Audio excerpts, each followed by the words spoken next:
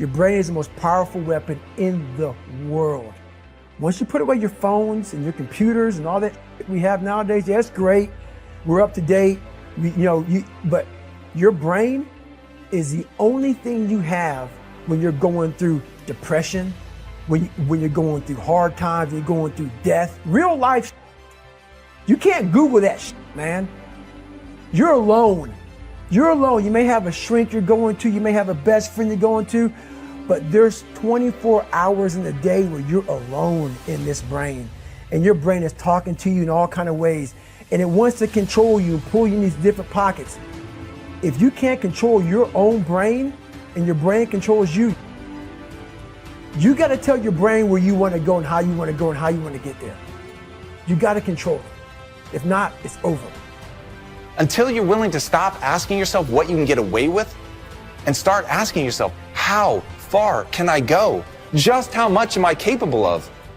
And when your fascination becomes that, when you start wondering just how much am I capable of, and every level that you achieve excites you to push harder and go farther and do more and bear more weight, then all of a sudden you really can begin to surpass other people. But it takes a total shift of your mindset. What the world throws at us is not necessarily your choice. But what you make out of it is entirely your choice. Yes? What you make out of it is entirely your choice. Your experience of life, this much you must come to every one of you young people. If you want your potential to open up in the world, one important thing that you must fix in your life is your experience of life, either peacefulness or agitation, either joy or misery, blissfulness or suffering, whatever it is, your experience is entirely made by you. If you can teach people to stand up in the face of the things they're afraid of, they get stronger. And you don't know what the upper limits to that are, because you might ask yourself, like, if for 10 years, if you didn't avoid doing what you knew you needed to do, by your own definitions, right, within the value structure that you've created, to the degree that you've done that, what would you be like?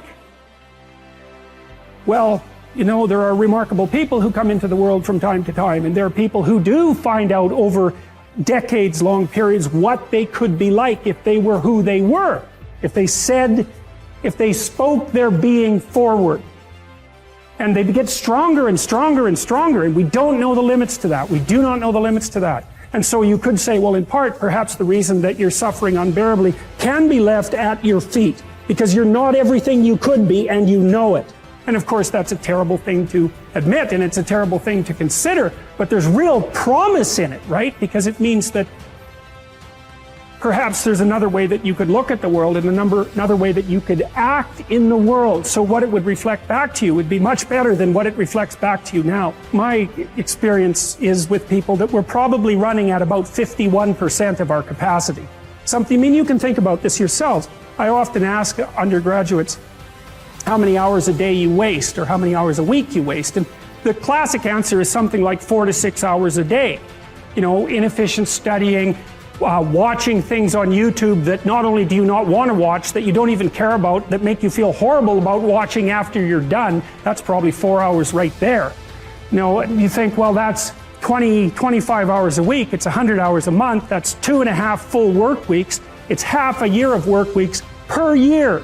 And if your time is worth $20 an hour, which is a radical underestimate, it's probably more like 50 if you think about it in terms of deferred wages.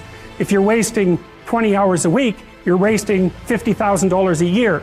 And you are doing that right now. And it's because you're young, wasting $50,000 a year is a way bigger catastrophe than it would be for me to waste it, because I'm not going to last nearly as long. And so if your life isn't everything it could be, you could ask yourself, well, what would happen if you just stopped wasting the opportunities that are in front of you? You'd be who knows how much more efficient, 10 times more efficient, 20 times more efficient. That's the Pareto distribution. You have no idea how efficient people get. It's off the charts.